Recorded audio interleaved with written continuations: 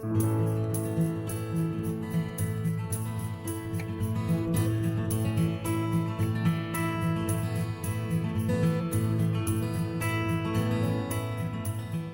name is Parker Palmer, and I'm here with my good friends and colleagues, Rick Jackson and Marcy Jackson, co-directors of the Center for Courage and Renewal, with the joy of some time to have a conversation about the friendship and work we have shared for 25 years now, if we go all the way back. It really does amaze me, Rick, first of all, that you and I met 25 years ago, I guess on the basis of a piece of writing I had done.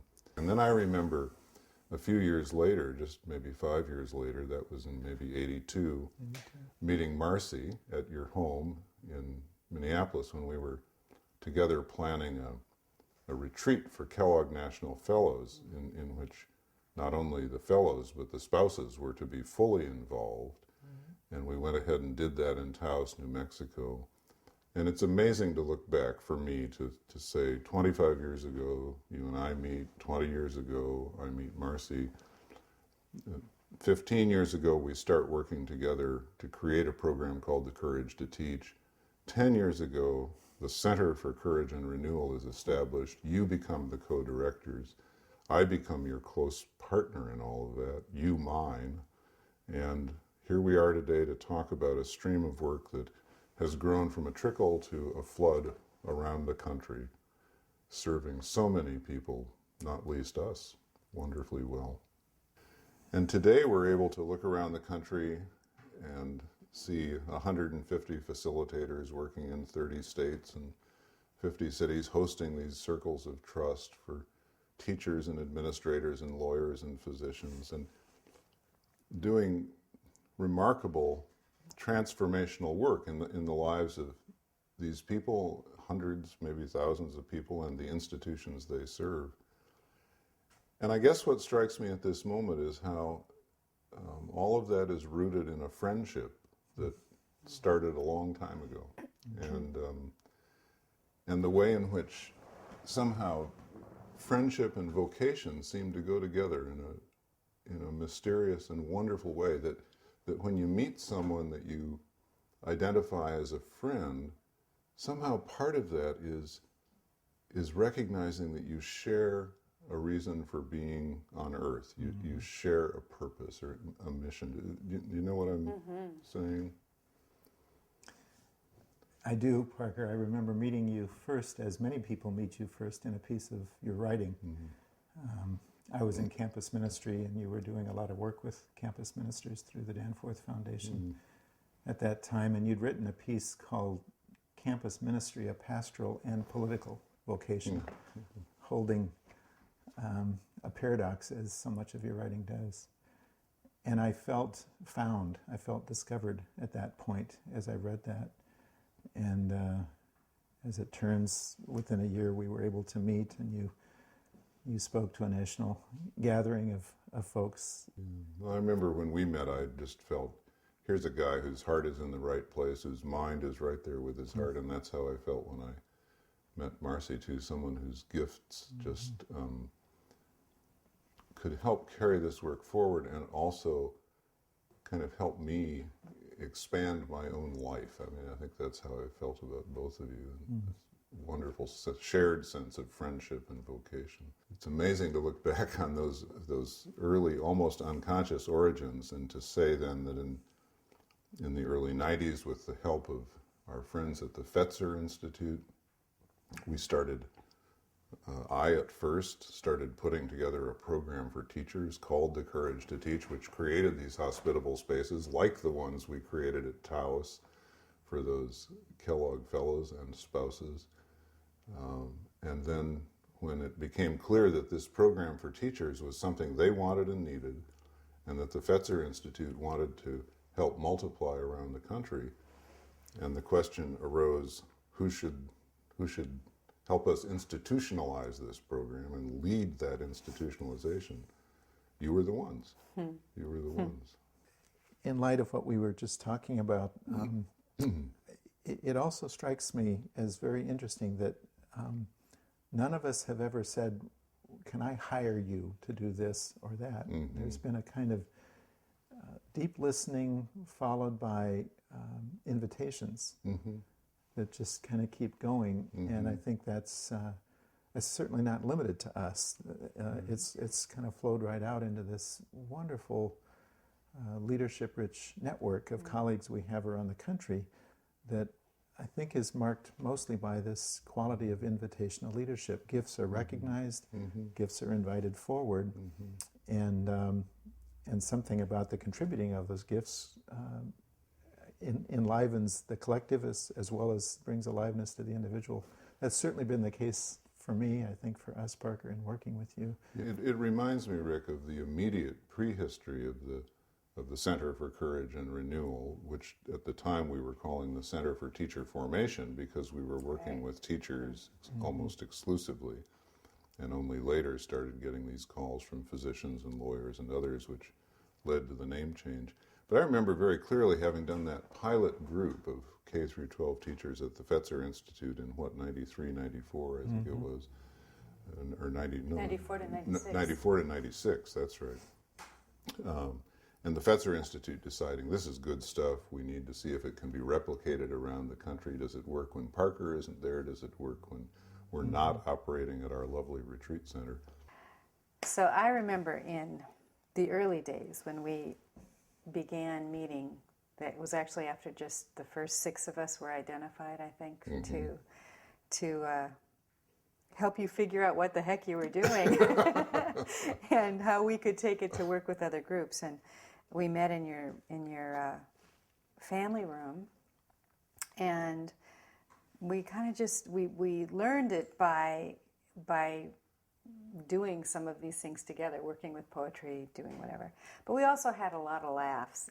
And we had a series of gatherings at Fetzer from people who said, we're interested in this. And of course, you two were part of that. And out of a series of meetings, we did this discernment that you were just talking about, like, who is really called to this? And who feels like kindred spirit, you know?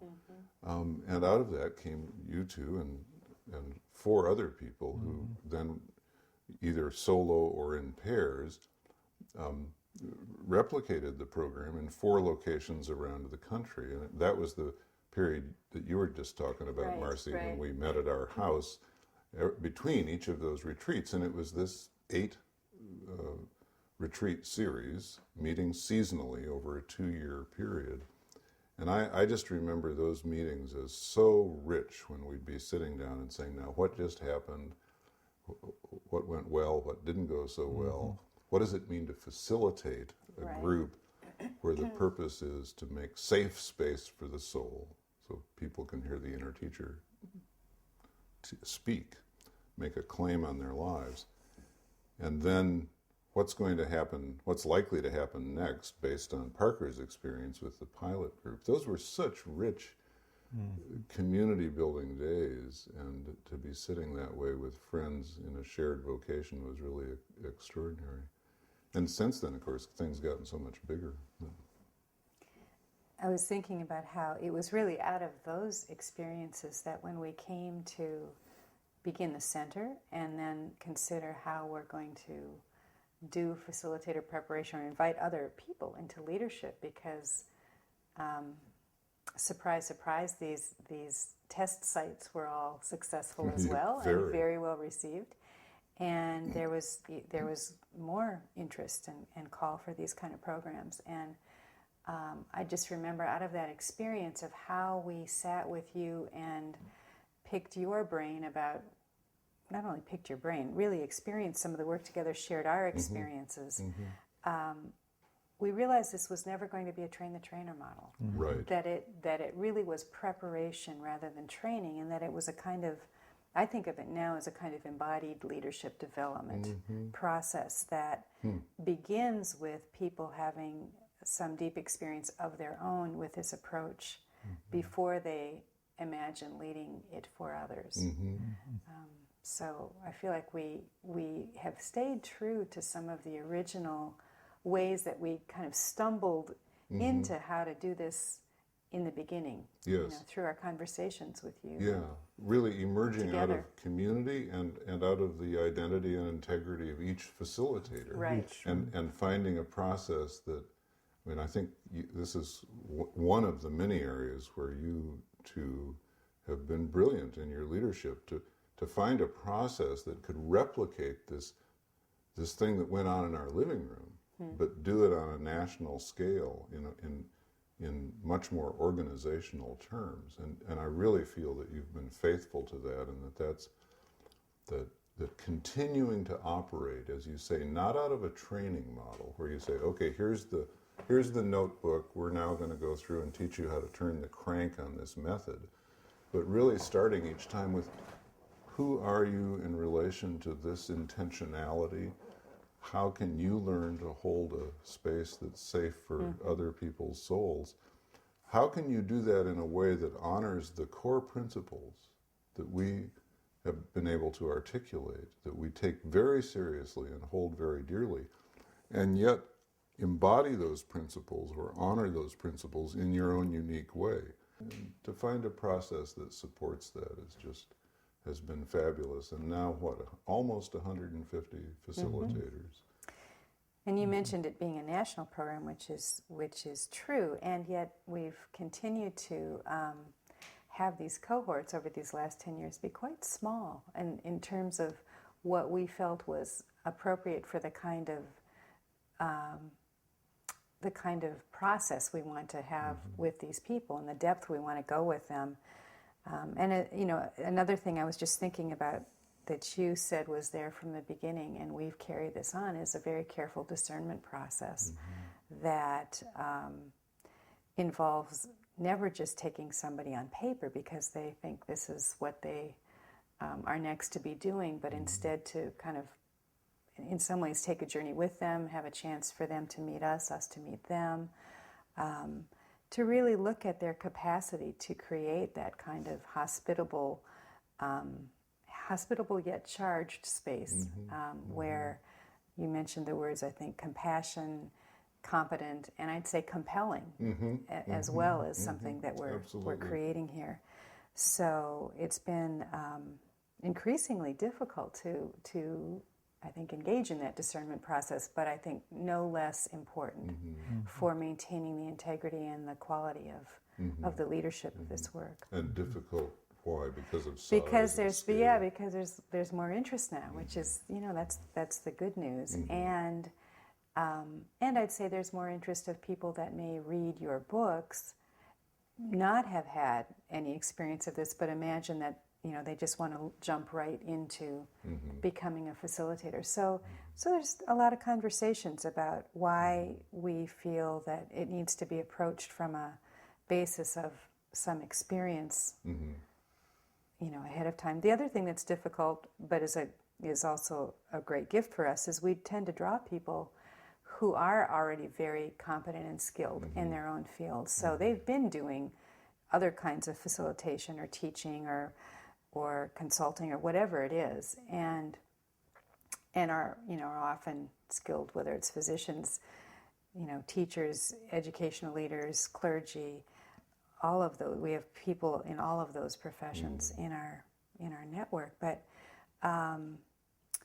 this is asking them, in a sense, to step back, to become become a learner again of a different way, a way that is more spare and more, much less about.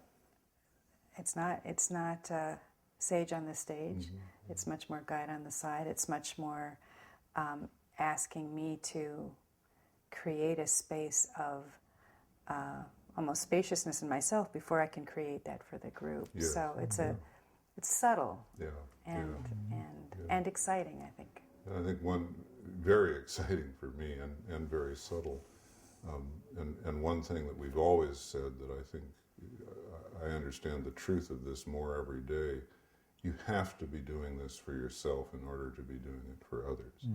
That to come into this program and seek preparation as a facilitator means a commitment to be on your own journey toward inner truth, inner teacher, rejoining soul and role. So you typically prepare no more than, what, 15 people every year? Yeah, initially it was 12. Now our cohorts are, I'd say 16 to 20 people a year. It involves a mentoring process. So we have our experienced facilitators serving in that role and creating a really nice sense of partnership and being an encourager and a conversation partner and so forth with the... Yeah. And this, I know, Rick, in your work in organizational development on behalf of the center and financial development, you often come under pressure to ramp it up, which is the model of success in our society that flies right in the face of these things Marcy is talking about, right? And Yes, we do. A and B, every additional person that comes into our network of relationships brings with them their own organizational experience or default mode. Sometimes that's very helpful, and as is usually the case for each of us, there's also some disappointments or wounds there. And so we hold a lot of paradoxes in this work. We draw our lead from your thinking, Parker, in the richness of paradox, and one of the fundamental ones organizationally is to hold movement sensibilities, sensibilities that begin with our own sense of integrity and the difficult decisions that may need to be made so that I'm on my own path of aliveness and service. Movement sensibilities alongside organizational sensibilities. So our question early on when invited to form the center was, how can we create structures to support a movement? And how do we hold that paradox together, realizing that we are an educational nonprofit now, we are an organization, and yet we are wanting to be in service of integrity of individuals and a kind of wholeheartedness on the part of organizational life. one of the phrases I've always loved is that emerged between and betwixt us, and I think all of this work emerges between and betwixt us. You know, it's not full. It doesn't come full blown from the head of Zeus. It's what Martin Buber meant when he said all real living is meeting, and what happens between the parties who meet. But I've loved this phrase that emerged between us, that what we're attempting to do, what we're committed to doing, is building a chain of integrity, so that every link in that chain, whether it's a financial link or a personal link in terms of facilitators or an institutional partnership, whatever it may be, staff relationships, has the same integrity as the link before. And that if we can stay with that, we will have what I think we now have, which is an organization that is becoming more visible. I mean, the books have sold wonderfully well. We've touched thousands and thousands of lives directly. We've made a contribution to the national discourse indirectly in a very large way, but constantly testing that in these small-scale circles of trust, where we learn what we need to learn about ourselves and the people we wish to serve, where we test our own integrity, where we generate the ideas that we then want to articulate, but at the same time, with all that kind of success, resisting the conventional model of success, which is McDonald's everywhere, Turn it into franchises, a notebook, and a training model. And I feel, on behalf of us, I feel very, very proud about that. And you're the ones who have really shepherded that process at all these levels. These are not gifts that I have. I don't have the patience to do that. I barely have the patience to get a book written. I don't have the patience to do all the negotiating needed to run a complex organization, especially in this countercultural or upstream way.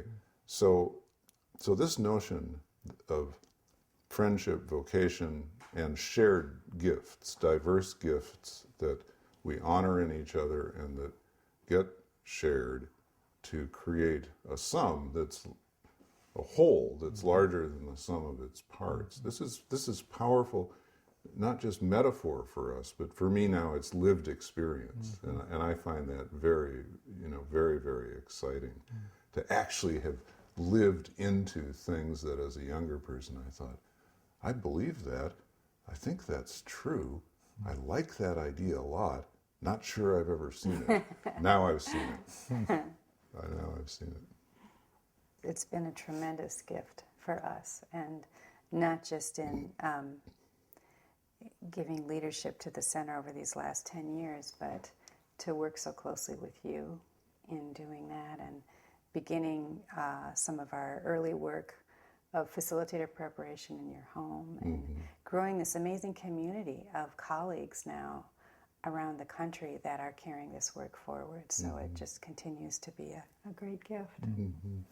This conversation is helping me think of the arc in my own life of this work from when we first met. And I was fairly young in campus ministry, working with young adults around, as a friend of ours calls it, the big questions and worthy dreams that somebody in their early 20s hopefully is naturally holding. And now in this work with people in various professions, as you say, educators and people in a variety of very, very important and yet very challenging serving professions, this work is helping us all re-engage those big questions and worthy dreams, and yet at a mature point in our lives, realizing that we really still want to bring our very best, our wholest hearts, as it were, to this work. That is both challenging, and yet it's why we're here. Yeah. It's amazing that when we ask, well, what is it that I have to bring in my work, our minds so often turn to the skills we learned at school or the knowledge we gathered there. And of course that's important. The people we work with are doing work where the technical demands are considerable. Right. And yet the ultimate gift that anyone has to bring, the deepest and most important gift, is full engagement of the self, full engagement of the heart with the mind and the skilled hand. And when that heart isn't there, all that skill and all that knowledge not only show up in weaker form, but can actually kind of turn to the dark side. I mean, it can become manipulation, it can become power and control, it can become the doctor who treats the patient like a machine to be fixed rather than a human being to be engaged in his or her own healing. And so as we talk about this stuff, we get into very complex stuff about mind, body, spirit, heart interaction, the research that shows that students learn better when they're in the presence of a whole teacher, or sick people get well faster, or learn to hold their incurable disease in a more life-giving way in the presence of a wholehearted physician. And yet the simple reality behind all of that is you have to establish hospitality and generosity to let that into the world. And as long as the settings in which we work don't have those qualities, that's not going to come forth. People are going to keep that tucked away because it makes them vulnerable. And the great gift, I think, that we've discovered is that I'm thinking of the fact that in the 25 years that we've, in one way or another, journeyed together, we've had our own struggles of the heart. We've had our own pains and suffering. Who hasn't over that period of time? And this friendship that has helped each of us carry some of that in our own lives, that has given the hospitable space and the generosity of heart to let a person deal with those issues in his or her own time and own level and own way. That personal gift that we give each other is all in the world we want to give to anybody else. Right. And one of the things I'm thinking about is how so consistently over these years you've continued to ask yourself about where is your own vocation leading you or calling you, and you've consistently asked us to reflect on that as well. So never just assuming that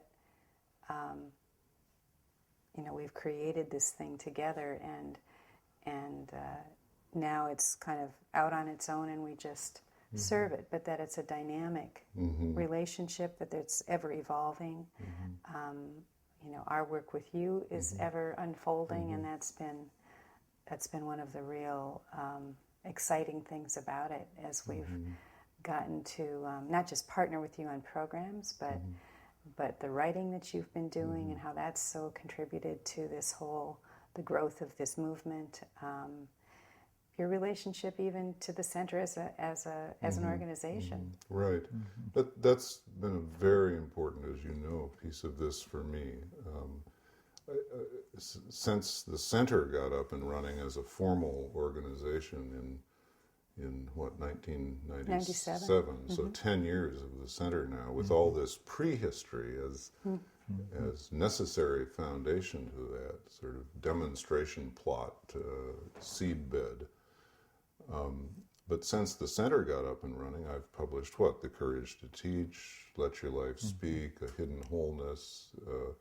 Together, we've worked on Teaching with Fire, the poetry that sustains the courage to teach, Stories of the Courage to Teach. These books, of course, with our good friends Sam Trader and Megan Scribner. So many amazing collaborators, colleagues, and also friends with a shared vocation who I wish were in the room with us, but it would need a much bigger room. Don't forget Living the Questions. Living the Questions, right.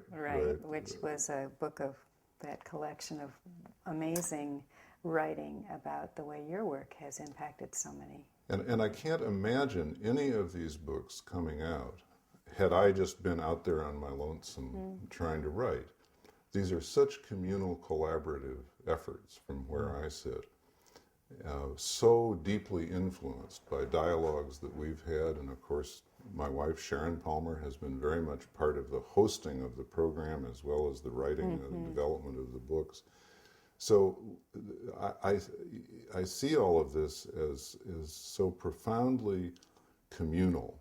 And here I am now, not however old I was when we met. You mentioned being young a while ago, and I'd forgotten about that part of my life, even though in some ways I still feel very young. I don't think you've forgotten that. But I'm 68 years old, and I've had for 25 years a vocation that has taken me all over the country, on airplanes, different hotel every night, audiences ranging from a few to a few thousand, workshops, lectures, a kind of scatter-shot approach that I guess Johnny Appleseed for a Quaker might be a better image, rather than the shotgun metaphor. Trying to spread seeds of possibility, and I value those opportunities and the many good people that's enabled me to meet, and the way in which the seed got spread, and that some of it did germinate and grow, and yet in the last few years I've realized that I'm a very lucky person in that this shared work that we've been doing together is no longer a bunch of separate little trickles. It's a considerable stream. And a lot of people have been able to launch their boats on it, or drink from it, just as we have. It's work we need as much as anybody else, and so I want increasingly in the next however many years I'm given, for my personal work to become more publicly identified as what it already is, which is our collective work. So that my institutional affiliation now becomes with the Center for Courage and Renewal, and everything I do is publicly identified in relation to that vehicle, because these partnerships, these friendships, this shared vocation is for me the pearl of great price. That's priceless, beyond measure, and I want to name it and claim it as such. Thank you, Parker. Yes, thank you.